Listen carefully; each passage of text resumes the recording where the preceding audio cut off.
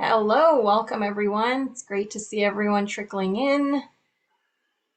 Fantastic. I'll just give a few more seconds as people are pouring into the session. Great to see, and it looks like it's going to be a great group. So hello everyone, whatever time it is where you are. It's afternoon here in Eastern time. It's really great to be here, and I'm excited to be chairing the session on autonomy and independence. I'll be starting off with a short introduction to the challenge area, but I just wanted to mention that we're also going to be having two EPIC presentations as part of today's session. That's going to be by Fatemeh Khorami and Michel White, Alyssia Sanchez and Jordan D'Souza, and then we're going to be having a Moving the Dial presentation by Lianna Genovese of Imaginable Solutions. So before we begin, I'd like to note just a few things here. The EPIC conference sessions are taking place on Zoom from noon to 1 Eastern, Tuesday to Friday this week, and Monday to Thursday next week. So we do encourage you to attend all of the sessions, check out the AGE-WELL EPIC conference webpage to download the EPIC conference program, which includes details on each challenge area session. So a few housekeeping items.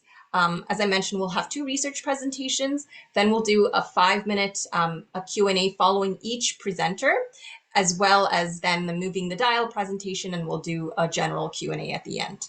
So this is really an opportunity for you, our conference attendees, to contribute to an overall discussion that places the presentations in a larger discourse and addresses potential research and real-world impact. So we'd really love for you to participate and post your questions. You are encouraged to use the Q&A box to ask the questions, leave a comment on a question, upvote questions that others have submitted. We would love to see engagement in all forms. The session is being recorded and will be available for playback. The links to the playback will be posted on the EPIC conference webpage, as well as the AGE-WELL YouTube channel. All right, so with that, let's get started. I'm going to share some slides here.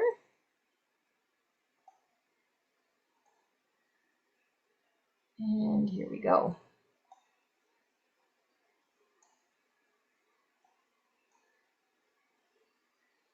There we go. Okay, so before I get into some of this challenge area in detail, let's just talk about how the challenge area is defined in AGE-WELL. So I pulled this from the challenge areas document. So autonomy and independence is about older people trying to maintain their autonomy and independence in the face of impairment, disability, or illness. So some example technologies of this are assistive technology, stick-on hip protectors, rehab technologies, and a stabilizing glove. All right, so today we're going to be talking, I'm just going to be doing really a quick summary, a very short summary with regards to challenges, innovations, and future directions.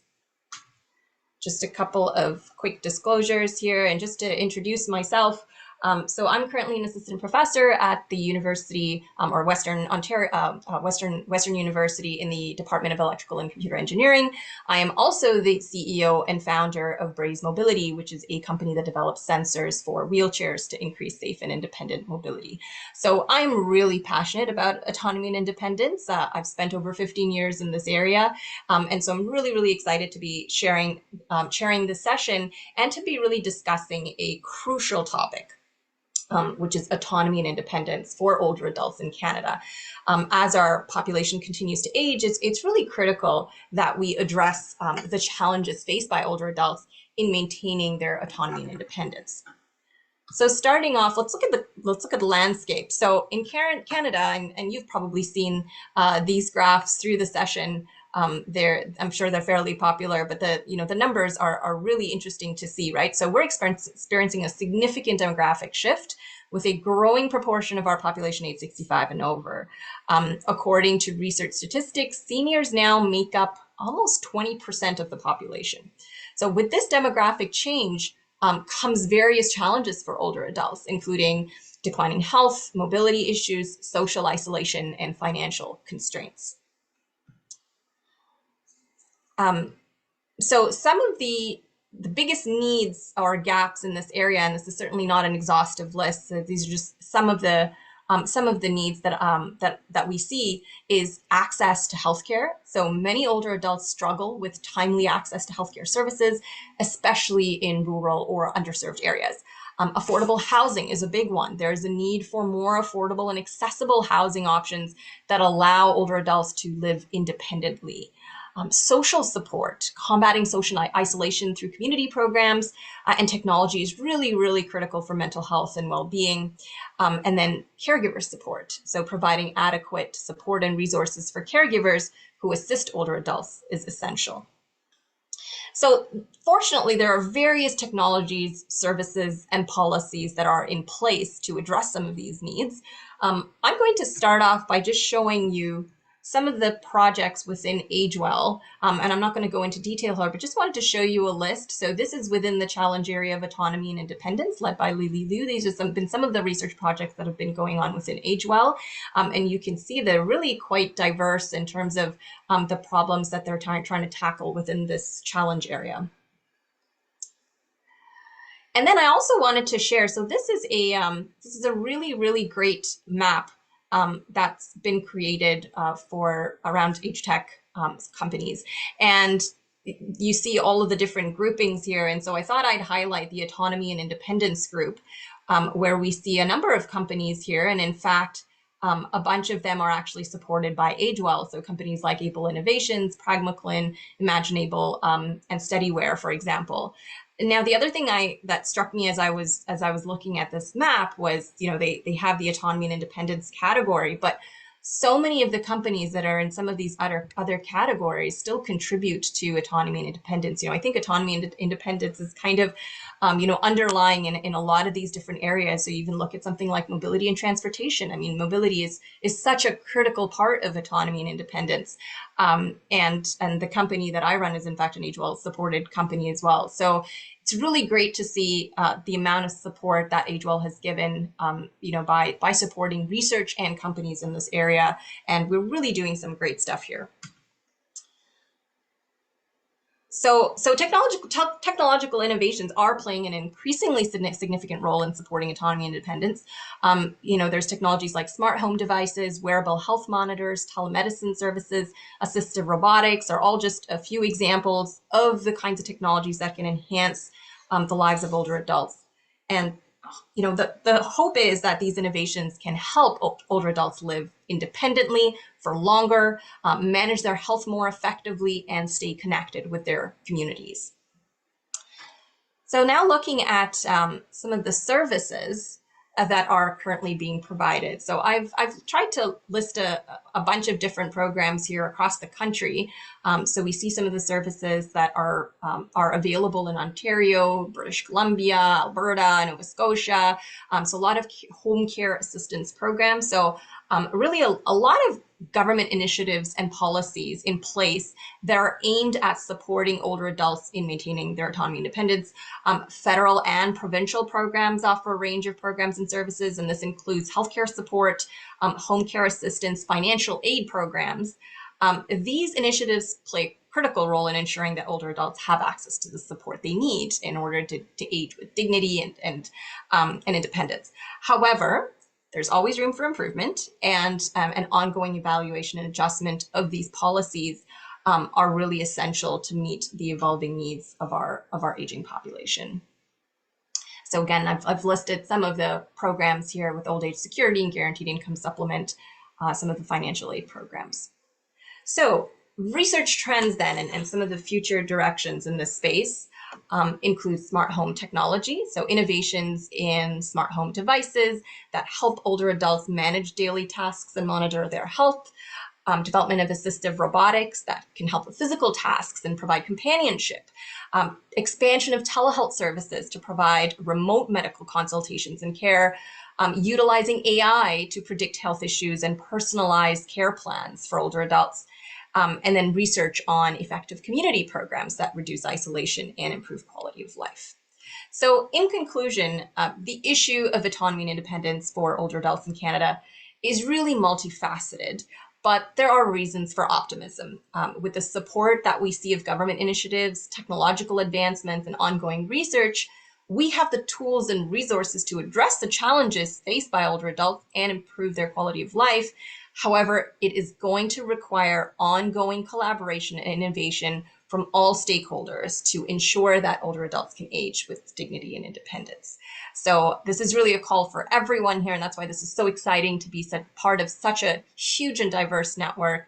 I think there's a huge power here in what we're creating, and I see a tremendous potential. So with that, thanks for your attention, and I look forward to our panel discussion on this very important topic. So let me stop my slides there, and let's get to introducing our presenters. So I'd like to start by introducing Fatemeh Khorami and Michel White. Fatemeh is a PhD candidate in mechatronic systems engineering at Simon Fraser University. Her research is centered on fall risk factors in older adults. Additionally, she's a student trainee involved in the knowledge translation and user priority in the Future of Health Technology project funded by the Michael Smith Foundation. Michel White is a patient partner and advocate with over 35 years of experience, as well as a wife, mother, and grandmother. She is the owner and operator of a home-based sewing business. Michel is dedicated to advocating for patient voices to enhance the healthcare system for all, and has a keen interest in research aimed at improving healthcare. Wonderful to have you here, and I will let you take it over. Thank you so much, Dr. Pooja. Thank you, everybody. It's an honor for Michelle and I to be here and presenting today. Today, we're going to present community-driven health technology education, and we're going to do this through empowering users. So our project started with engaging different stakeholders through a series of 6 focus workshops. Like those workshops started with patients and their families. Then we had health technology researchers and health technology industry workshops. And also we had healthcare personnel and healthcare administration and policymakers. Like these all included all like different stakeholders, as I mentioned, like patients and their families, also researchers from SFU, BCIT, UBC, and also like a vice president on Fraser Health. And at the end, we gathered all these participants in a co-creation workshop. So no, let me just go back. Sorry. So you know what? Through these workshops, all we wanted to find the priorities in the health technology in the British Columbia. We had like different visions. We thought like we're gonna come up with the like innovations, innovative technologies, but what that consistently was highlighted across all these different stakeholder workshops was that as health technologies evolve, so does the challenge for the users to keep up. So that was really interesting for us to see that.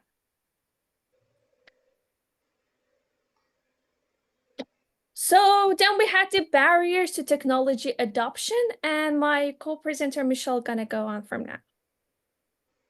So many users find health technologies very overwhelming, and they find them very complicated and hard to manage. This complexity can deter users from fully utilizing these potentially life-enhancing tools. Health technology often fails to accommodate people who don't speak English or who don't understand. Without an interpreter, it's hard for people to explain what the issue is. Technologies that do not consider diverse cultural contexts can alienate users and cause other health issues. An example of this is that my husband and daughter are Indigenous. Their experiences with the healthcare system have often been very distressing. My husband was in residential school where he was subjected to medical experiments, leaving scars on his body, which we don't know what they were. To this day, we have no idea what was done to him, and his treatment in the hospital is often equivalent to this.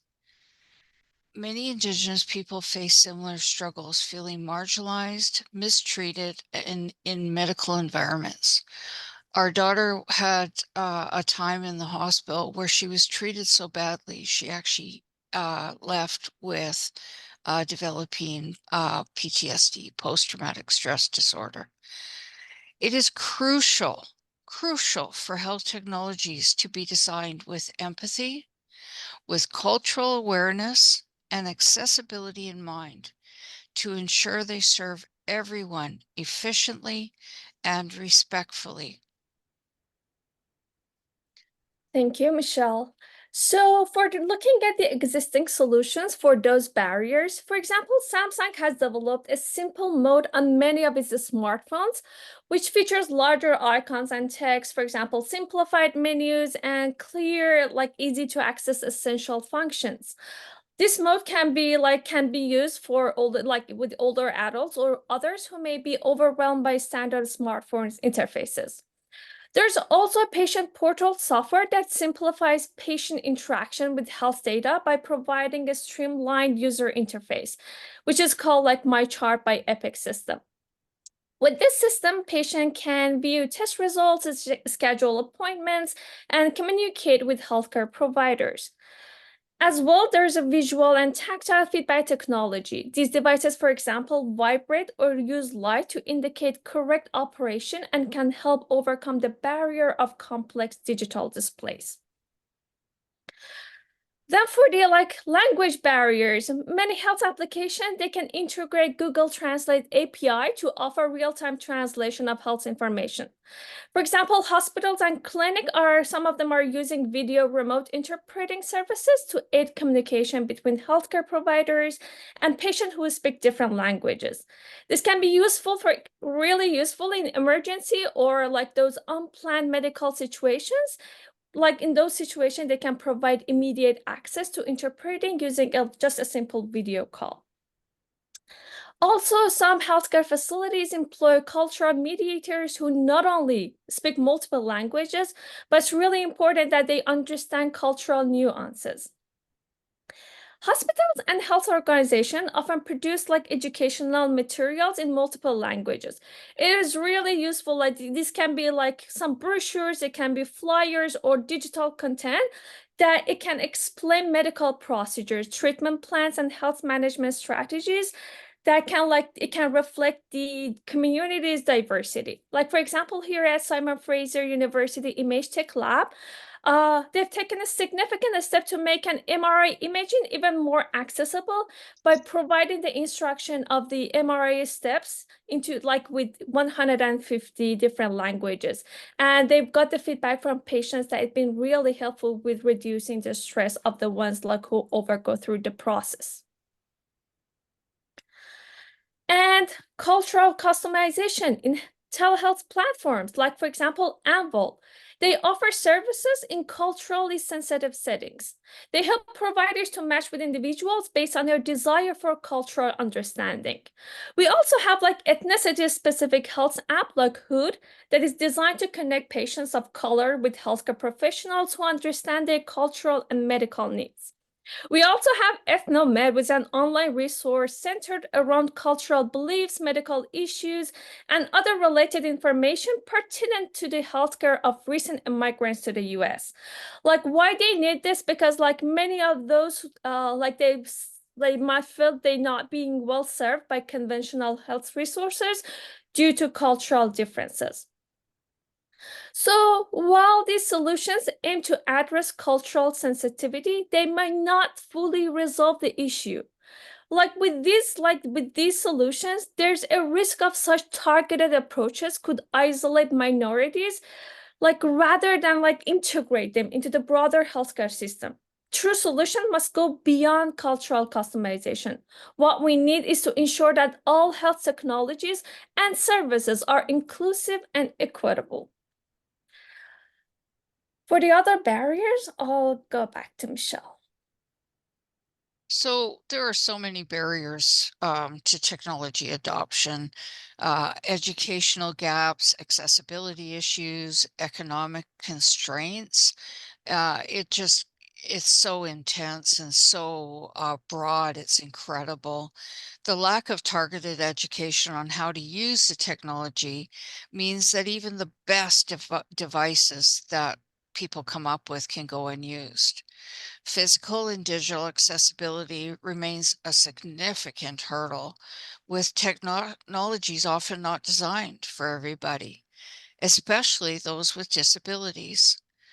An example of this is I very rarely see writing in Braille in hospitals, not even in the elevators or on signs. So how are people who are blind or visually impaired how are they supposed to see this?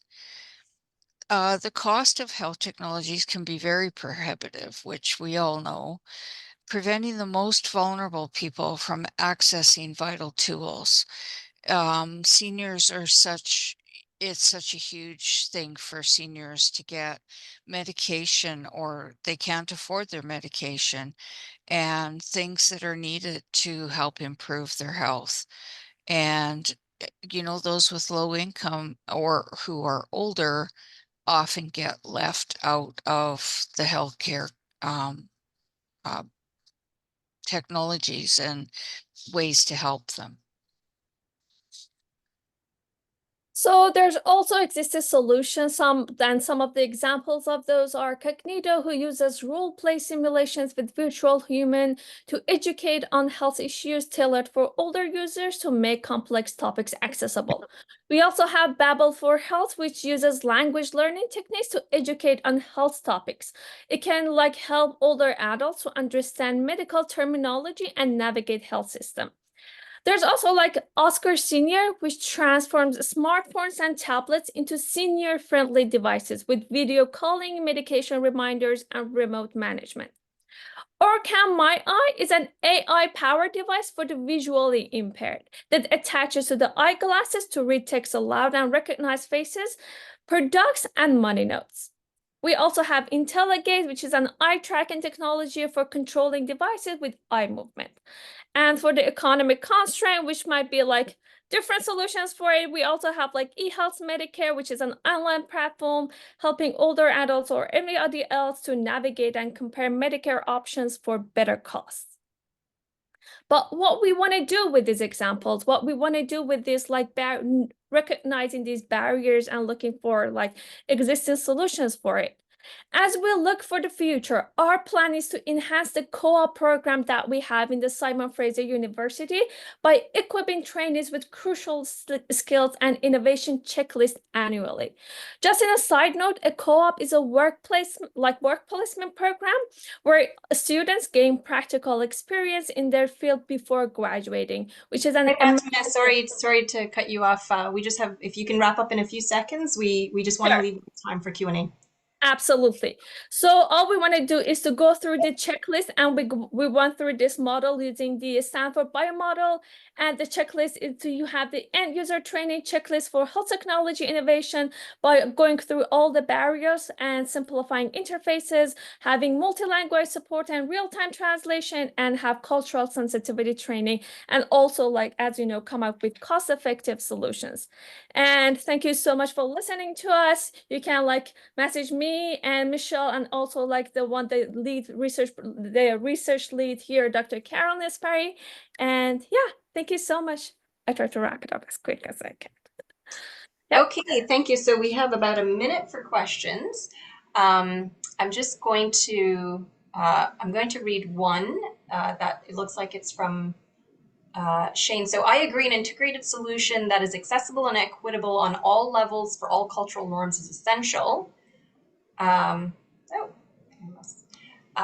So the question is, it seems that those supporting development and research are still working in silos. How can we do better? I love this question.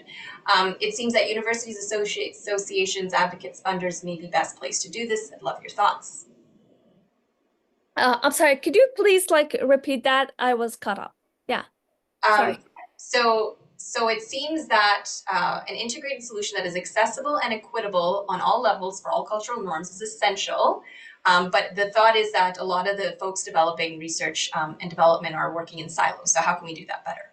Oh yeah, exactly. Like that was one of the things that came up during these workshops. Like we already like even here at Simon Fraser University, we have different like a capstone project that they're all thinking like different innovations that are being really useful, but like when it's come to the in being integrated into the end users, they're not being used like by the end user, by the patients, or even in the like medical hospitals or environments. Like that was a really interesting example. That was like, for example, there was a company in the startup here in British Columbia that came up with a device that could have monitored the patients instead of nurses, and it reduced the a time that nurses had to spend with a patient, each patient 15 minutes. It's really like it's working, it's reducing the cost, it's like effective for the time, but it's not being used by nurses because like there's not enough educations for like whether the end user is going to be nurses, like healthcare personnel, or the patient. So what we thought of like the solution for is an interdisciplinary projects, and we're starting with a co-op program. So for those co-op programs, we want to integrate like students, researchers, industry people, and also having some patients and end users to oversee the project and give their consent thoughts on a project. So hopefully it's going to be a culture. Yeah, That's great. Yeah, having that patient voice involved absolutely. will make a big difference. Yeah. Great, fantastic, thank you. And I'm going to move on because we are a little bit behind. So I'd like to introduce our next EPIC presenters, Alyssia Sanchez and Jordan D'Souza.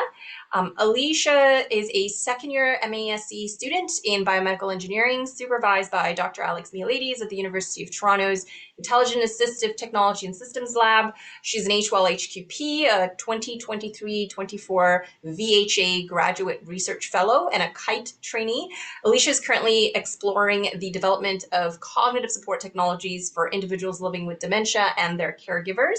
Building on her prior work on an exoskeleton for mobility impairments, she prioritizes collaborative design with end users to create solutions that enable independent and active living for seniors. Jordan is the head of innovation at VHA Home Healthcare and is passionate about exploring the intersection of healthcare, technology, and innovation. With over 10 years of experience in both the provincial healthcare and startup space, Jordan brings a wealth of expertise and a fresh perspective to the industry. Jordan is dedicated to implementing technologies in the home that can reliably and significantly improve the lives of everyone in the circle of care. So I'll turn it over to you guys. All right, hi everyone. So welcome to our presentation on memory aid technology and data-driven insights for autonomy at home. My name is Alyssia, and as Pooja mentioned, I am a master's student in biomedical engineering, supervised by Dr. Alex Mielides. And today I have the great pleasure of presenting alongside Jordan, who I'll pass it over to introduce himself. Hi, everyone. Thank you, Pooja, for the introduction, and Alyssia as well. So I work as the head of innovation at VHA Home Healthcare. So the organization is a home healthcare agency comprised of over 3,000 staff, including nurses, personal support workers, rehab providers, and other healthcare professionals. We perform over 3 million visits in home a year. VHA is committed to creating possibilities for independence for our clients. Our core mission is to champion the needs of our clients and their families to deliver high-quality, integrated care. We are dedicated to providing essential home healthcare services that improve the well-being and quality of life. With that being said, let's get into the presentation today. So recent advancements in technology and medicine have enabled populations to reach older ages than ever before. We've all heard of the tidal wave of the aging population hitting Canadian shores. To add on to the associated problems that aging brings in, we also want to support the client's choice in how and where they want to receive care, with many Canadians choosing to age at home. At present, VHA Home Healthcare, alongside many other healthcare agencies, is facing an overwhelming volume of requests from our client and family caregivers. One of our strategic priorities is to find innovative solutions to manage and alleviate this large amount of requests, as well as questions. It is absolutely essential to address this challenge while also maintaining or even increasing the quality of care we currently provide. In the innovation portfolio at VHA, we're examining, understanding, and deploying models, technology, or programs in real-world settings, our clients' homes. The benefits from these grounded deployments are invaluable as we get to see the reactions and feedback, good or bad, firsthand. So before I steal any more thunder, it's with the same ethos of deploying innovative solutions and gathering real-world feedback that Alyssia's research project continues. So the project that we've been working on is a reminder system that can be used at home. The idea of this reminder system is that reminder units are placed in different locations of the house, represented by these green numbered boxes. These reminder units are in the form of tablets. From there, using their own mobile phone, a caregiver or a person living with themselves can reminders out to the different reminder units throughout the house. These reminders can be scheduled for specific times of the day and are location specific. Once a reminder pops up on the designated unit, the individual can acknowledge it. This acceptance is trackable in real time through their mobile device. Beyond the system's immediate practical applications, our goal is to harness this data to monitor and to analyze the patterns in user activity. As one example, consistent interactions with reminders might suddenly change, either in timing or frequency. What this could look like is if every day reminders to take medication at 2 p.m. are typically acknowledged, and then 1 week there is a noticeable change in this behavior, the system will be able to detect this change. Detecting such deviations can enable us to refine our model to alert caregivers about potential shifts in activity or needs. So in the initial stages of developing our reminder system, we conducted an in-depth research study to better understand the specific needs of our target demographic. Our study involved 7 dyads, each consisting of a person living with dementia and their family caregiver. We specifically focused on those experiencing mild to moderate dementia and restricted our study to family caregivers. Through these interviews, we explored the various memory aids currently used by participants, such as calendars, notepads, notice boards, and sticky notes, as shown in these pictures here. This helps determine what important features should be considered in the development of a reminder system, as well as what their likes and their dislikes are, which Jordan will expand on shortly. Dyads have shared that reminders are useful and favored because of the sense of autonomy that they provide. Rather than the caregiver verbally telling the person, reminders offer them the ability to actively choose to do tasks and to remain engaged in that sense. For system interaction, a consensus was that dyads preferred using touch command, whereas for the system notifying them, dyads expressed a preference for a combination of features to grab their attention, including audio prompts, notification sounds, and lights. So being aware of the differences in each person's care is essential to providing the best care. As we have many clients that are varied and diverse, it's quite literally the population of Toronto, it is essential that we maintain and work towards features that can represent diversity, equity, and inclusion. So on the slide, you can see some of the main features that were found to be important to participants. They valued simplicity, ease of use, and familiarity with technology. By familiarity, I mean that they appreciated features that align with existing habits and were intuitive for them to use. For example, the design of a part of the reminder system that mimics that of a commonly used sticky note. This created also a challenge because preferences varied largely in relation to dyad characteristics. What works for one person may not work for the next, and household income, culture, and age are but some of the factors that can change a person's preference. A more prominent differentiator was the severity of dementia, as a reminder system may have completely different use cases between mild or moderate diagnoses. So to address this challenge, feature and layout customization was essential in ensuring that a reminder system can be tailored to the dyad's specific needs. So leveraging the insights gained from our research study, we designed the reminder system as a mobile application compatible with commonly owned devices like mobile phones and tablets. So users can use their phone to access the side panel and add a reminder, which takes them to this screen, which allows them to input the reminder, choose a location of the house that they'd like to send the reminder to, and schedule the display time of the reminder. Users can even choose to add a visual to the reminder, but this is optional. And once the reminder is scheduled to display, it will appear on the tablet in the specified location of the house like this. From there, the person living with dementia can choose to accept the reminder. This acceptance can be viewed through the reminder system later on.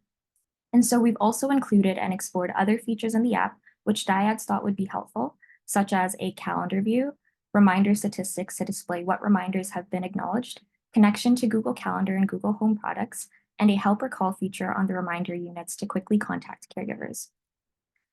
And so as previously mentioned, we hope to use the reminder system to collect data on daily activities of people living with dementia and to see how that may correlate with their activity over time.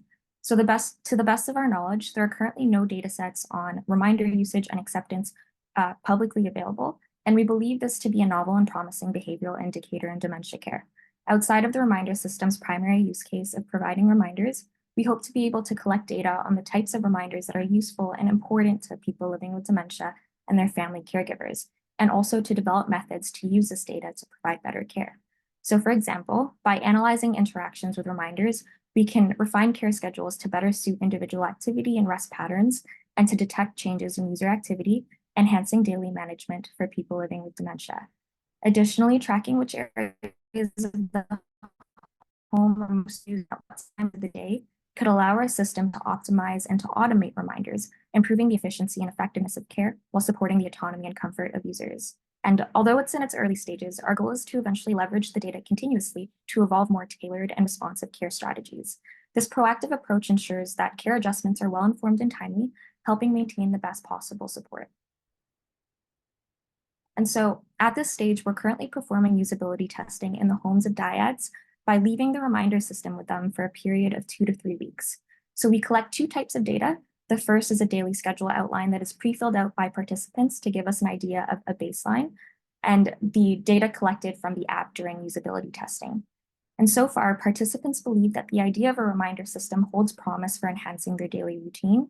From usability testing, they've provided critical feedback on how to improve the system and facilitate its use. And we're also in the process of continuing our data analysis and collection.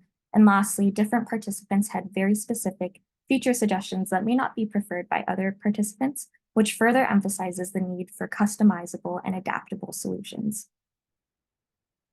So quickly wrapping up here, from VHA's standpoint, we're really excited and looking to the future of this research, as Alyssia's next steps for this project include a longer term in-home testing, for example, for a period of at least 6 months, to capture any nuances in reminder data collected over time. Also to increase the participant pool to encompass more dyads for the testing of the reminder system to ensure that the demographic is better represented. Another step is to investigate the actual completion of activities that are associated with reminders, as reminder acceptance does not mean that the activity is being performed. So this project is really an example of a tangible step towards understanding and meeting the needs of end users, ultimately enhancing the quality of life for everyone involved in the circle of care. What's truly remarkable to me is how this project reflects the broader direction of our sector, embracing new technologies to address everyday challenges. Providing care is undoubtedly challenging, but with research initiatives and innovative technologies like these, we can alleviate some of the burdens caregivers face. And just would like to extend my deepest gratitude to everyone who has supported my research endeavors. A special thanks to my lab manager, Bing, and my supervisor, Alex, who guide and inspire me every day. Thank you for watching our presentation. Fantastic. Thank you for a wonderful presentation. We've actually got a few questions here. So let's see if we can get through these. Oh, the questions are pouring in now. So advancing dementia care. How have you validated the utilization of the app? This is very promising research from Michel Stanley. So from the very beginning, we did a research study with 7 dyads. And at that point, we already had a prototype kind of created. And so we provided prototype demonstrations at that stage to see if they had any initial feedback before we continued to iterate, and prior to our ultimate usability testing that we're currently undergoing right now. And again, usability testing involves leaving this reminder system in the homes of dyads for a period of 2 to 3 weeks, which Jordan had mentioned might not be long enough or not nearly long enough. Hopefully in the future, we would look to scale usability testing to a period of 6 months or maybe longer, just to ensure that it's really being integrated into people's homes and that we're really getting that essential feedback that you can only get after long-term testing. So yeah, from the very beginning, we've involved users in the design process, which has been really important to us because, really understanding the specific, needs of our target population has been an important driver throughout the process of our design and development. Great. I'll ask one more question and see if we can do any more. So a question is, social isolation is a big issue with our seniors. Can this tool be required to help promote social activation online? Great presentation. Yeah, I think that's a great question. I think that's something that we haven't really considered up until now, but I definitely see an application in terms of, improving social ability in communities. Definitely something that we would look towards in the future. Okay, I promise everyone I will come back to these other questions at the end because we will have a general Q&A. But thank you so much. Love the questions that are coming in. Please keep them coming. I will queue them all up and I'll get to them in the general Q&A. So now moving on to the Move the Dial presenter, Lianna Genovese of Imaginable Solutions. Imaginable Solutions is a woman-led social impact company specialized in creating assistive technology to improve the quality of life for individuals with disabilities. The company's international award-winning product is Guided Hands, an assistive device that enables people with limited hand mobility to write, paint, draw, and access technology. Guided Hands improves the quality of life by promoting self-expression, communication, and the development of sensory motor skills. Guided Hands is used by families, leading hospitals, rehab centers, nursing homes, and schools across 17 countries worldwide. Proudly manufactured in Hamilton, Ontario, Guided Hands has received over 40 international design awards. Take it away, Lianna. Awesome. Can you see my screen okay? Yes, we can. Perfect. Awesome. So hi, everyone. It's wonderful to chat with you today about how our company, Imaginable Solutions, creates assistive technology to improve autonomy and independence for children, adults, and especially older adults. So I'm going to tell you our story in the form of the design process that I used to create Guided Hands. First, I'm going to show you the product, and then I'm going to go through what we did to make sure that our product helps people with disabilities. So this is Guided Hands. It's an assistive device that helps people with limited hand mobility to write, paint, draw, and access technology through touchscreen devices and keyboards. So it's a mechanical system that promotes controlled and guided hand movements as the user holds a handpiece tailored to their level of hand impairment. So when I created Guided Hands, I created it using the design thinking process. So 5 steps: empathize, define, ideate, prototype, and test. The most important step is empathize, especially when you're creating an innovation that is dealing with human-centered design and dealing with something that can improve autonomy and independence. So, empathize.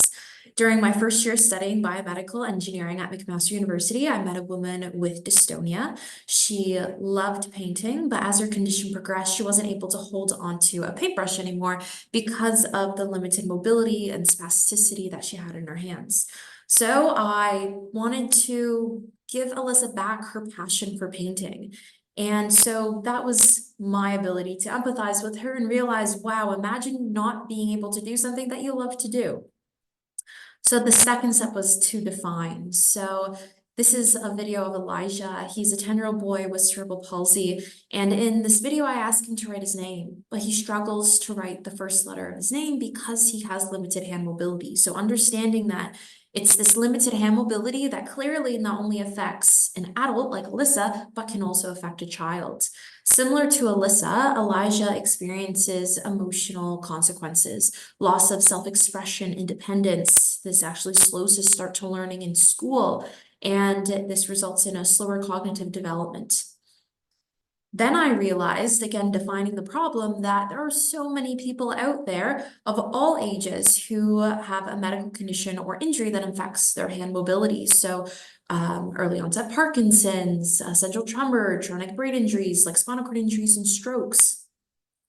So I had to create a solution for these individuals. So ideate putting your thoughts onto paper. These are some silly sketches that I had. Clearly, I am not an artist. I had a vision in my head, but couldn't put it on paper very well. So I went straight to prototyping, which is the 4th step of the design process.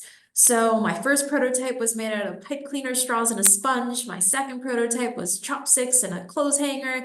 And then by the 3rd prototype, I created a pretty functional version that had a handpiece as a styrofoam ball and a paint roller as a wrist rest. But through every single prototype, which prototyping is such an iterative process, I learned another lesson. I learned another feature that we had to incorporate to make the device more accessible. So I always say that the acronym for FAIL is find another important lesson or first attempt in learning. And that is all what prototyping is all about. So the next step is to test. So I actually tested Guided Hands at McMaster Children's Hospital, and I had a little girl with dystonia, cerebral palsy, use it. And the widest smile spread across her face as she painted. She turned to her mom and said, "Mom, I want one." And the mom turned to me and asked, "How much is it?" And at that point, the thought of selling this never crossed my mind. This was just a passion project of mine. But in that moment, I realized that I created something that could impact someone's life. So I incorporated my company in 2019 while I was still in school. And I used that time in school to go back to the drawing board, test with more families, test with more age groups, and iterate that prototype. And then I met Peter. So Peter has cancer. He also has rheumatoid arthritis, and he's a very creative guy. He actually created those beautiful woodworking pieces. But because of his chemotherapy, he had neuropathy, and he wasn't able to. He lost sensation of his fingers, and it was very difficult for him to hold a paintbrush, grab onto objects, write his name. So we introduced Guided Hands to Peter, and he was able to write again. Those Halloween boxes, he was able to paint them with Guided Hands. So they're all comprised of flat individual pieces. So he paints them first, and then him and his daughter, his caregiver, assemble it together. So it's really nice to give Peter the ability to do what he loves, have the independence to write and paint, and then have that emotional connection with his caregiver to then, put something all together. Just to show you what's out there, all of our competitors are handheld devices that still rely on the individual using their fine motor skills. Guided Hands promotes shoulder engagement, enabling or promoting the individual to use the gross motor skills in the shoulder rather than the core fine motor skills in the hand. Guided Hands is used by children, adults, and older adults across the world. We made sure to test with over 875 health professionals and people with disabilities before we launched our product in the market. Right now, we are selling Guided Hands to healthcare facilities and schools. The majority of the people hear us from our Instagram, which is really awesome. And this is just a snapshot of the impacts that we're making. On the left is Mila. She is using Guided Hands during her occupational therapy to color for the first time. In the center is Jeff. He has cerebral palsy, and he's spelling out letters on the iPad, which is really important because he's nonverbal. And on the right is Annabelle. She has arthritis, and she's using the device to play a game of solitaire and keep her brain stimulated during her recreational programming at her nursing home. So we have an awesome team of engineers and advisors with over 100 years of experience in the medical device industry. And again, we are a proud made in Hamilton, Ontario, Canada product. So hoping to keep our manufacturing here. And like was said, we've won many awards. And again, we're just very happy to keep it all in Canada and to employ people with disabilities as well at our company. And together, we're enabling people to live the life that they imagine and promoting autonomy and independence for all age groups of people who have a disability. Thank you. That's fantastic, Lianna. It's a really, really great innovation. I think there's been a lot of comments about that. And so I would love to get through some of the questions. So I'd invite all of the speakers to come back now, and let's try to get through some of the questions that we missed and hopefully get some more questions, especially for Gianna. Okay, so a few questions here. Anyone have any thoughts on HIPAA compliance? That specifically, I believe, was for the second presentation, but if anyone else, if that's relevant to anyone else, if you can go ahead and answer that. Yeah, so I can go ahead and answer that. At this stage, so we are just in research and development. It's a master's project right now, and we haven't looked to scale up to that level. We're just, I guess, performing research, seeing how this could be deployed in real world situations. But in the future, if that's something that we decided to do, then we would look more towards HIPAA compliance. But at this moment, we've gone through research ethics board approvals with the University of Toronto, and that's about where we're currently at. Okay, great. Is that relevant to anybody else? Anyone else doing? Don't know that it wouldn't probably be relevant for Lianna, but for developing, for any app developers, I think that would be important. Okay, so next question was, would it be within scope to provide some functions provide joy? And I believe this was for the second presentation as well. Something like presenting a familiar tune or favorite website at times of day. Yeah, that's a great question. So Having spoken to dyads, a lot of them suggest features that were personal to them. So for example, we've received feedback about incorporating potentially music into the system so that when reminders play or when reminders are displayed, that music would play as well. We've also had suggestions about being able to adjust the background colors. So if an individual likes the color pink, then it could have a pink background. And so this goes back to the idea of adaptability and customization within these assistive technologies. And that's really something that we're focusing on integrating as well into the reminder system to allow users to be able to adjust things like, interface and like background colors and whatnot to ensure that it's more of a personal experience for them. Great. And then I'm going to ask another question. So there was a comment about cost of care and dramatic reduction in cost is essential for provider uptake in this environment. I'm not sure how many of you have maybe thought about, how your innovations could potentially reduce cost of care, and if you have any quantitative sort of things that you can present. I also think this is maybe a question for Lianna as well, because you actually have a product. I'm curious as to how you landed on the pricing. What has been your experience with people being able to pay for it? So maybe we'll start with Lianna because we haven't heard from her yet, and then go on to the others.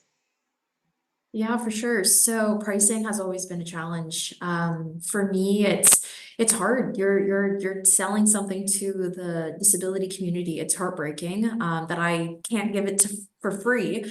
But our team does a really great job at finding grants and looking into insurance coverage. So that's really important for us. So, $629, it's affordable for some families, but it's not affordable for all families. And we totally understand that. And we don't want price to be another barrier in their lives. So happy to say that it can be covered through government funding in Canada, specifically in Ontario, and we just found out that can be covered through Medicaid insurance in the US. So we're actively trying to find those resources for families and having an open dialogue with the community, asking them, what they can and cannot afford. All the revenue and sales that we have, we allocate a portion of the proceeds to donating a guided hands to families of low income. So we definitely acknowledge and hear our community and trying to work in different ways to make it accessible. But it definitely, it breaks my heart when I definitely have conversations with families and they say, we love it, it works wonders, but we can't afford it. So it's definitely been a challenge.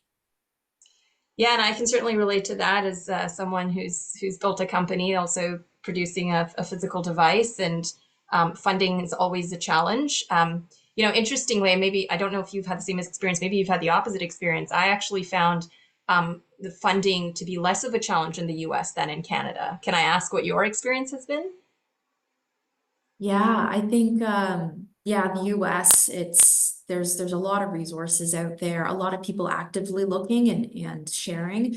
In Canada, it's a little bit tricky finding those programs. So yeah, I definitely agree that in the US, they do a little bit of a better job. So I think Canada has a little bit of catching up to do in that space. Absolutely, and I hope people on this call, maybe if you're a decision maker, we hope you're listening. It's really sad when Canadian companies get more support in the US than they do at home, and so it's definitely something that I advocate for a lot. And I think this network is a perfect example of maybe how we can kind of all use our voices to ensure that Canadians are not missing out on Canadian products. Okay, let's see what else we have here. Healthcare is all about money, and it's so tough for the patient because everything that we get has a cost applied to it. Whether we see it or not, something like getting a test done, you can wait 6 months or a year because of cost.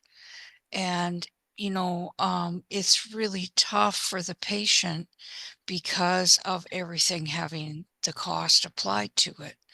And it would be nice if the patient was put before the cost. And it's really tough, just to purchase things because, fortunately I've got extended medical with my husband, but if I didn't, I wouldn't be able to, pay for half my medication.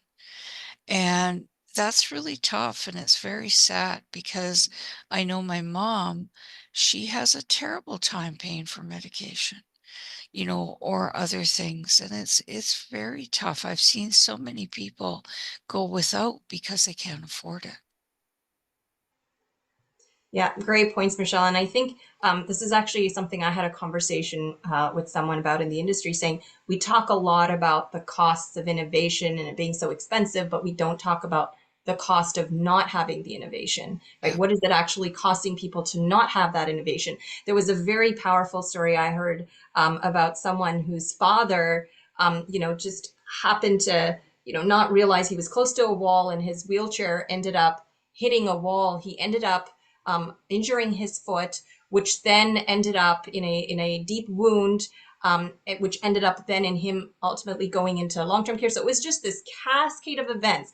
And he actually went down and put down numbers for every expense that he incurred as a result of that one injury that was preventable. We have technology for that today. But he has estimated the costs were about $500,000. Yeah.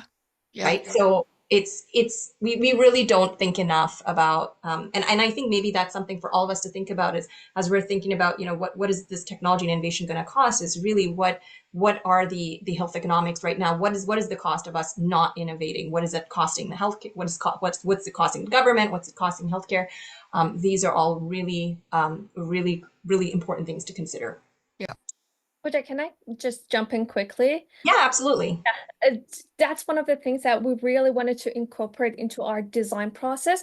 For example, like we were working on like designing a foot orthosis, and just like instead of only thinking about cool technology and cool innovations, we realized that for this orthosis to be covered by insurance, it needs to have like 50% of its body to be rigid frame. So that was one aspect of like we needed to think about during the design process. So I think it's really important for us to consider the end user's need and like the cost in the like at the beginning of each design process. And I think like it needs to be incorporated into our like school system. Absolutely. Anyone else have any comments on cost and how do you I asked this question because I think a lot of, especially for projects that are in the initial research stage, we don't often think about what our technology is going to cost to the end user, whoever it is that's purchasing it. How much consideration do you have when you're early on in the design process? So this is for any of the panelists. Can I answer one of the comments that came up in the chat? Sure. Somebody commented about using client instead of patient. And I am not a client. I am a patient. I will always be a patient because I have a lifelong medical condition. And, I struggle with that. And I know people have a hard time with the term patient. But I use it because that is who I am. Well, it's not who I am, actually. I tell people I'm not my medical condition, but I will always be a patient in one way or another. So I just wanted to answer that in the chat, and it's not a negative thing. It's just that's what I do because that's what I am. Thanks for your comment on Michelle. It's interesting. I had almost the exact same conversation with someone just a few days ago. I think there's a lot of different terminologies, a lot of different guidelines that are sometimes conflicting one another. Even in my own experience, I think what I've seen is it really comes down to how individuals want to self-identify. Yep. Right? There are some people that want to be referred to as a patient and they don't want that minimized, and others who would prefer to be called a client. So, and this is not sort of general advice, but at least what personally I tend to do is try to understand how the person wants to be identified and use that language rather than trying to follow some general guideline because every individual is different. Yeah. All right, so we have it is 1 p.m. So we're right on time. That brings us to the end of this session. It has been an incredible session. I've learned so much. It's so amazing to be part of a group, people so passionate and excited and doing wonderful things. We had over 100 people in the session today, so a really great audience. Thank you to everyone. I think the sessions have been thought-provoking. We have tremendous innovation happening, and more importantly, a lot more work that needs to be done. So let's keep doing good work and enjoy the rest of your conference. Thank you, everyone. Bye.